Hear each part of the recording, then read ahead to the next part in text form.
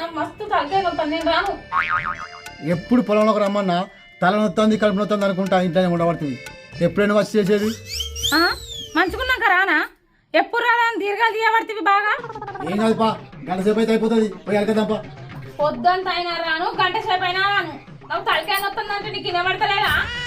ఏ గడియలా నేను చేసుకున్నా కానీ అప్పటి నుంచి నేనే కట్టపడబడి. ఇక నువ్వు ఎప్పుడైనా చేసి పెట్టేది? నిన్ను కూర్చుండబెట్టి సాధదాన్ని చేసుకోనంటివి, మరి నన్నెందుకు చేసుకున్నావు?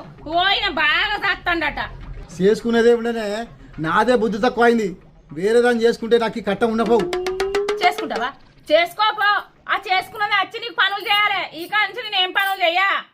నువ్వే కదా ఇప్పుడు చేసుకోమని చెప్పినావు. అది చేసుకోమంటే చేసుకుంటావా? అంటే నీ మనసులో ఉన్నట్టే కదా, చేసుకోపో. ఇక దీంతో ఎటువంటి కట్టే ఉన్నది. ఇదంతా పని తప్పించుకోవడానికి ఈ ఉపాయాలని నీ సంగతి ఆగు.